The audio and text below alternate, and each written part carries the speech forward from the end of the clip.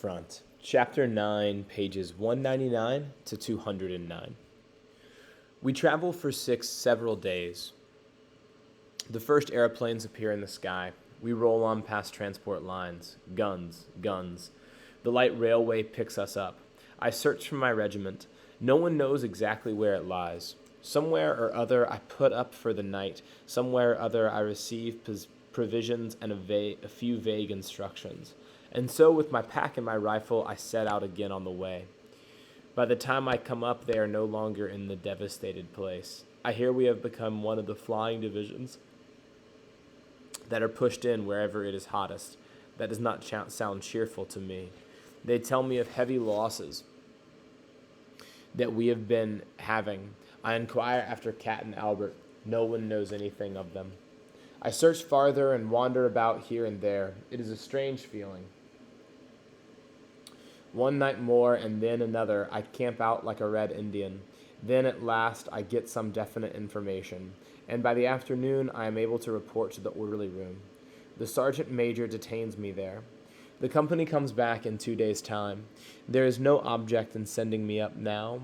What was it like on leave, he asks. Pretty good, eh? In parts, I say. Yes, he sighs. Yes, if a man didn't have to come away again.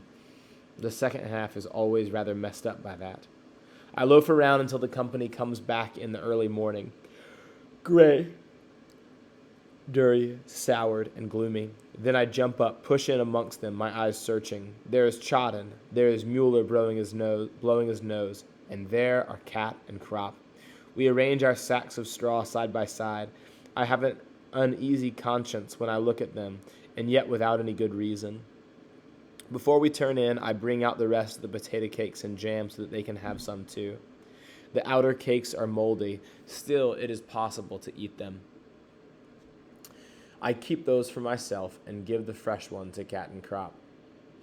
Cat chews and said, "These are from your mother?" I nod. "Good," says he. "I can tell by the taste." I could almost weep. I can hardly control myself any longer, but it will soon be all right again, back here with Cat and Albert. This is where I belong. You've been lucky, whispers Crop to me before we drop off to sleep. They say we are going to Russia. To Russia? It's not much of a war over there. In the distance, the front thunders. The walls of the hut rattle. There's a great deal of polishing being done. We are inspected at every turn. Everything that is torn is exchanged for new. I score a spotless new tunic out of it, and Cat, of course, an entire outfit. A rumor is going round that there may be peace, but the other story is more likely, that we are bound for Russia. Still, what do we need new things for in Russia? At last it leaks out. The Kaiser is coming to review us, hence all the inspections. For 8 whole days, one would suppose we were in a base camp. There is so much drill and fuss. Page 202. Everyone is peevish and touchy. We do not take kindly to all this polishing, much less to the full-dress parades. Such things exasperate a soldier more than the front line. At last the moment arrives. We stand at attention, and the Kaiser appears. We are curious to see what he looks like. He stalks along the line, and I am really rather disappointed. Judging from his pictures, I imagine him to be bigger and more powerfully built, and above all, to have a thundering voice. He distributes iron crosses, speaks to this man and that, then we march off. Afterwards, we discuss it. Chodden says with astonishment, "So that is the all-highest?" And everyone, bar nobody, has to stand up stiff in front of him. He meditates. Hindenburg, too. He has to stand up stiff to him, eh?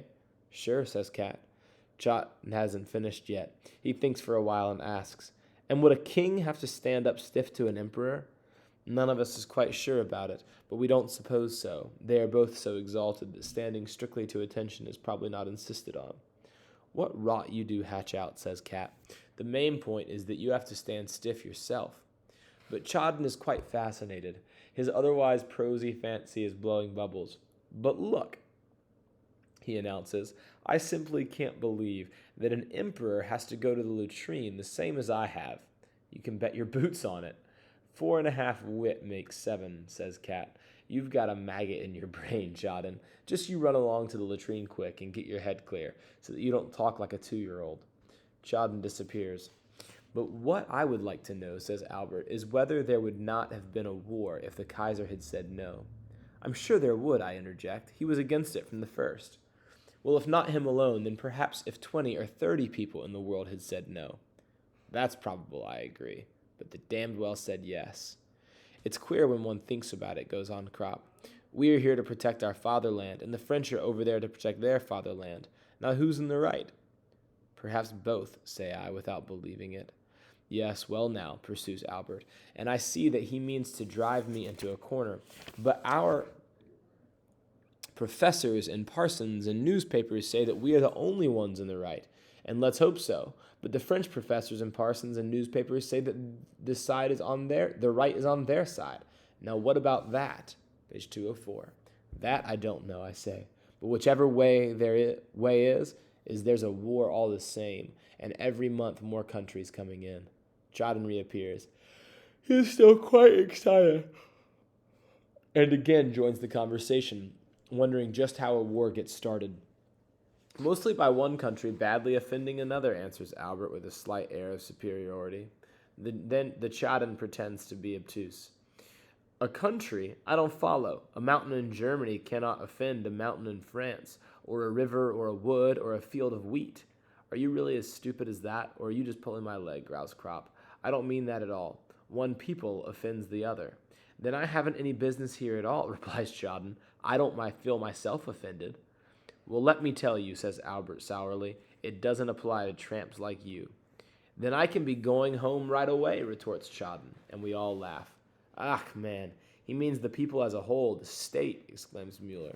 State, Chadden snaps his fingers contemptuously. Gendarmes, police, taxes, that's your state. If that's what you're talking about, no thank you. That's right, says Cat. You've said something for once, Chadden. State and home country. That's a big difference. But they go together, insists Crop. Without the state, there wouldn't be any home country. True, but just you consider. Almost all of us are simple folk, and in France, too, the majority of men are laborers, workmen, or poor clerks. Now, just why would a French blacksmith or a French shoemaker want to attack us? No, it is merely the rulers. I had never seen a Frenchman before I came here, and it will be just the same with the majority of Frenchmen as regards us. They weren't asked about it any more than we were. Then what exactly is the war for? Asks Chadden. Cat shrugs his shoulders. There must be some people to whom the war is useful. Well, I'm not one of them, grins Chadden. Not you nor anybody else here. Who are they then, persists Chadden. It isn't any use to the Kaiser either. He has everything he can want already. Page 206. I'm not so sure about that, contradicts Cat. He has not had a war up till now, and every full-grown emperor requires at least one war, otherwise he would not become famous. You look in your school books. And generals, too, adds Dietering. They become famous through war. Even more famous than emperors, adds Cat. There are other people back behind there who profit by the war. That's certain, growls Dietering. I think it's more of a kind of fever, says Albert. No one in particular wants it, and then all at once there it is. We didn't want the war. The others can say the same thing, and yet half the world is in it all the same. But there are more lies told by the other side than by us, say I. Just think of those pamphlets the prisoners have on them, where it says that we eat Belgian children. The fellows who write those lies ought to go out and hang themselves. They are real culprits. Mueller gets up. Anyway, it is better than the war is here instead of in Germany. Just you look at the shell holes. True, assents Chadden, but no war at all would still be quite better. He is quite proud of himself because he has scored for once over us volunteers. And his opinion is quite typical. Here one meets it time and again, and there is nothing with which one can properly counter it, because that is the limit of their comprehension of the factors involved.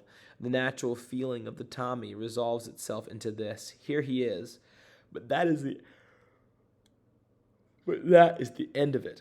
Everything else he criticizes from his own practical point of view. Albert lies down on the grass and growls angrily. The best thing is not to talk about the rotten business. It won't make any difference, that's sure, agrees Cat. To make matters worse, we have to return almost all the new things and take back our old rags again. The good ones were merely for the inspection.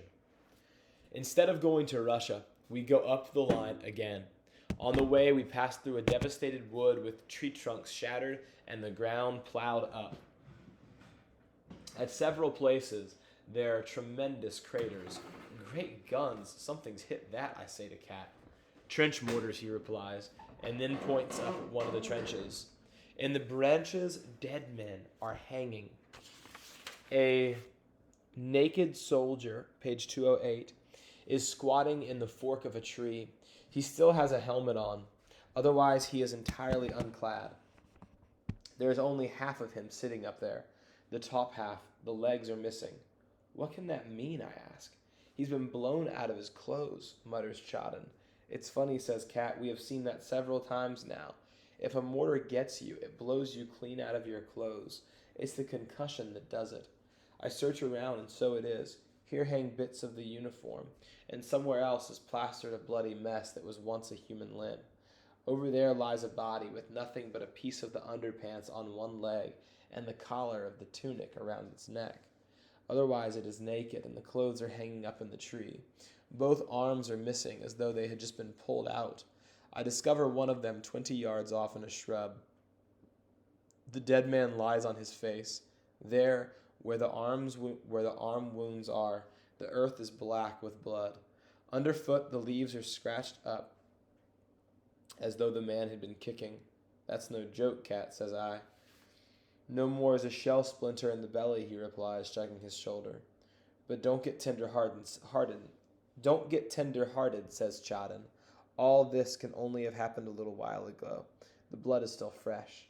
As everybody we see there is dead, we do not waste any more time, but report the affair at the next stretcher-bearer's post. After all, it is not our business to take these stretcher-bearers' jobs away from them.